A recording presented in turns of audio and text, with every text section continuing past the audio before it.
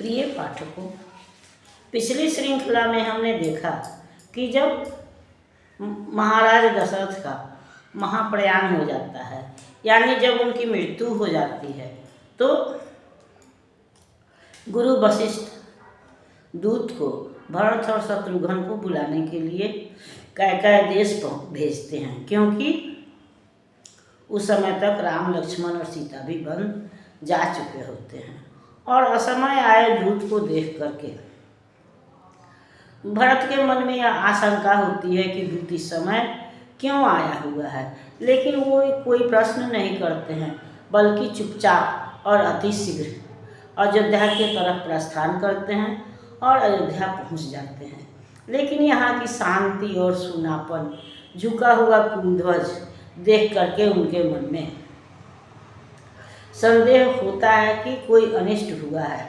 और जब वे राजमहल में आते हैं और श्वेत वस्त्र में माता को देखते हैं, तब उनका जो उनकी आशंका है वह सच्ची नजर आती है। और तब वह यह समझ जाते हैं कि पिता का स्वर्गवास हो गया है, महाराज दशरथ यह दुनिया छोड़कर चले गए हैं।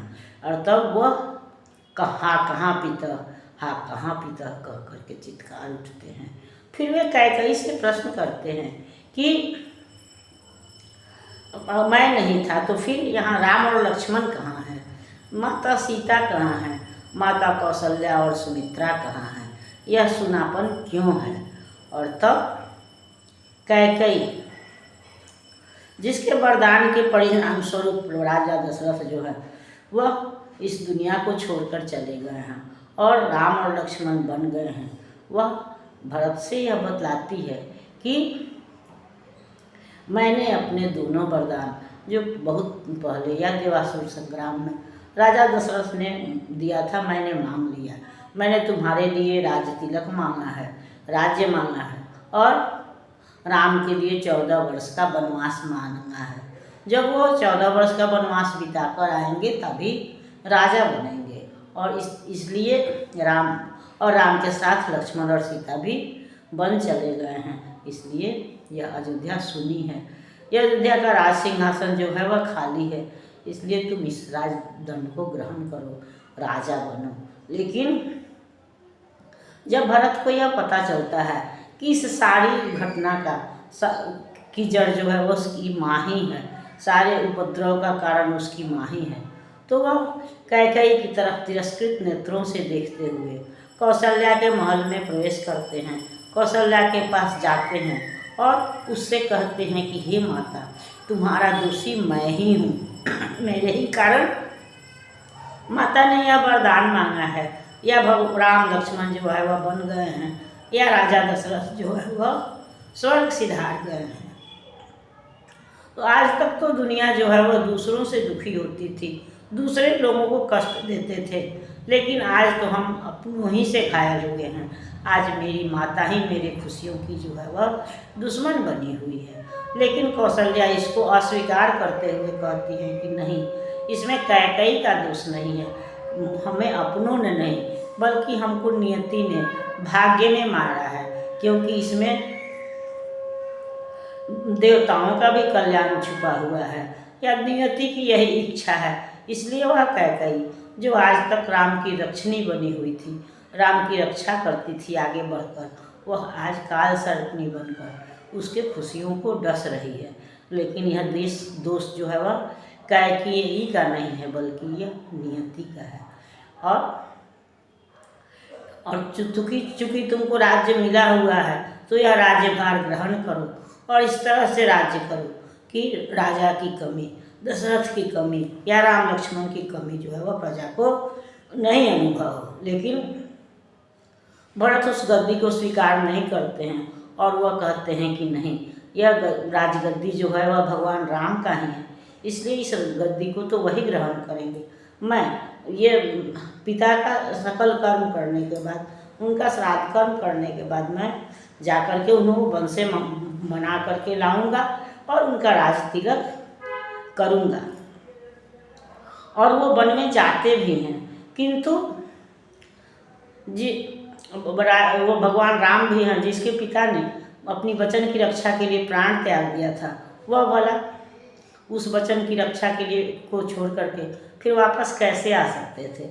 इसलिए भगवान राम ने भी वापस लौटना स्वीकार नहीं किया और उन्होंने 14 वर्ष का वनवास स्वीकार किया और भरत की इच्छाओं का मान रखते हुए, उसकी भावनाओं का आदर करते हुए अपनी चरण पादुका उसको दे देते हैं, जिसके बल पर 14 वर्ष पर वो उन्हीं को भगवान राम का प्रतिनिधि मानकर भरत और शत्रुघ्न जो है वह राज्य कार्य चलाते हैं और राम जो है वह साधन विहीन, पादुका विहीन ही वन 14 वर्ष वन भटकते हैं, ऋषि मुनियों की रक्षा करते हैं, राक्षसों का उद्धार करते हैं और अंततः रावण का वध भी करते हैं और सीता जो रावण के द्वारा अपहरित हुई थी उसको लौटाकर लाते हैं। लाने से पहले उसकी पवित्रता के लिए अग्नि परीक्षा भी लेते हैं, लेकिन जो संकुचित मानसिकता के लोग थे, जो अयोध्या की प्रजा थी, उसने राम का तो स्वागत किया लेकिन सीता का स्वागत नहीं किया और इस तरह से 14 वर्ष तक राम के साथ वन भटकने वाली सीता, सतीत्व का पालन करने वाली सीता अंततः फिर निष्कासित हो गई।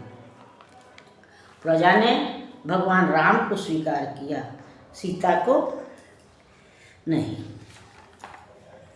तब 14 वर्ष बिता करके जब राम अयोध्या आए, स्वागतार्थ परिजन पुरजन ने घी के दिए जलाए, रामचंद्र के पथ पर प्रजा ने अपना हृदय बिछा दिया, किंतु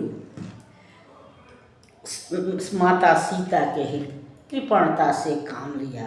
रावण की काली छाया सीता के संग संग आई, जिसके कारण आगे चलकर माता सीता गई ठुकराई। रावण के घर रहकर आई, सिया राम के योग्य नहीं, जिस पर पड़ी कुदृष्टि धनुष की, सिंहासन पर पूज्य नहीं। मात्र एक यही चर्चा गूंज रही थी घर घर में और एक दिन यही गूंज आ पहुंची राजमहल में। अग्नि की भीषण ज्वाला भी उस कलंक को जला न सकी, जिसकी काली छाया में माता सीता चुपचाप जली। लंकागढ़ में रहकर आई सीता उनकी भार्या है, सर्वथा त्याज्य होने पर भी बनी हुई आराध्या है। धीरे धीरे लोकापवाद यह जा पहुँचा राम के कानों में, रख पाएंगे राम स्वयं को क्या निज कुल के महानों में। तीक्ष्ण तीर सब यह संवाद चुभ रहा राम के मन में, रहना मुश्किल है सीता का अब इस राजभवन में। मात्र एक लोकापवाद बस प्रभु ने पत्नी का त्याग किया, निज निर्दोषिता सिद्ध करने का भी नहीं अवसर दिया। मर्यादा पालक रघुवर ने मर्यादा का ध्यान दिया, किंतु रहेगी कैसे सीता, यह ईश्वर पर छोड़ दिया। रात भर बिजली बन कौंधी जो खबर राम के मन में, सुबह बहा दी करुणा की त्रिवेणी राजभवन में। अग्रज के अनुगामी लक्ष्मण बने आज मतवाले थे, कसता जाता था उत्तरोत्तर विधि ने फंदे जो डाले थे। नहीं नहीं, यह आज्ञा पालन अब मुझसे नहीं हो सकता, यह अपमान जननी जाति का कभी नहीं मैं कर सकता। पति को जीवन मानने वाली सीता अब वनवास करे, हुई नहीं जो गलती उससे समन का अब वह प्रयास करे। कहे राम तो माता के संग मैं भी वन को जाता हूँ, छोड़ अवध का सिंहासन सेवा में समय बिताता हूँ। किंतु यह विद्रोह लखन का बहुत देर तक नहीं टिका, रामचंद्र के दृढ़ निश्चय ने लक्ष्मण का मन दिया।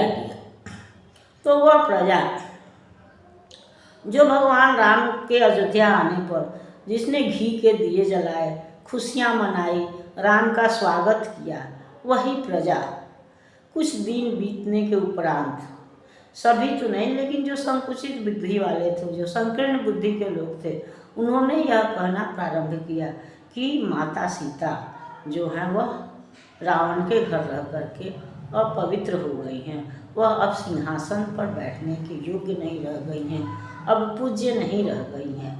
और यह बात धीरे धीरे जब भगवान राम के कानों में पड़ती है तो मर्यादा पुरुषोत्तम राम जो है वह अपनी मर्यादा नहीं छोड़ते हैं, बल्कि सीता का ही गृह निष्कासन करते हैं, सीता को वन में छोड़ देते हैं। और इस तरह से जो सीता 14 वर्ष तक जिसने वन का कष्ट सहा, वन वन भटकी, वही सीता जो है वह राम के द्वारा उपेक्षित हो जाती है या निष्कासित हो जाती है।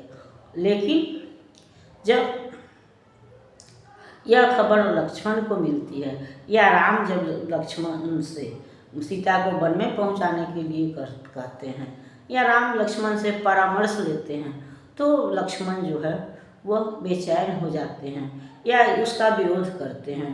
उन्होंने लंका में भी सीता के अग्नि परीक्षा का विरोध किया था और आज भी वे विरोध करते हुए कहते हैं कि नहीं, यह आज्ञा पालन मैं नहीं कर सकता, क्योंकि इसमें सीता रावण के घर पे रही, इसमें माता सीता की कोई गलती नहीं है। रावण ने उनका धोखे से अपहरण किया था, तो फिर उन्होंने अग्नि परीक्षा दे ही दी थी। तो जब उनकी कोई गलती नहीं है तो फिर उनका परित्याग क्यों किया जाए, मैं इसका समर्थन नहीं कर सकता हूँ। और अगर यही बात है तो मैं भी उनके साथ जाकर के वन में रहूँगा, उनके सेवा में जीवन बिता दूँगा। लेकिन राम अपने निश्चय पर अडिग रहते हैं और जिस तरह से भरत ने भगवान राम के सामने हार मान करके पादुकाओं को स्वीकार कर लिया, उसी तरह से लक्ष्मण भी सीता को वन में छोड़ाने की बात को स्वीकार करते हैं और अंततः यह दायित्व उन्हीं को मिलता है, जिस पर हम लोग अगली श्रृंखला में विचार करेंगे। तब तक यह श्रृंखला आपको पसंद आती है तो लाइक कीजिए, सब्सक्राइब कीजिए। मिलते हैं अगली श्रृंखला में, तब तक के लिए धन्यवाद।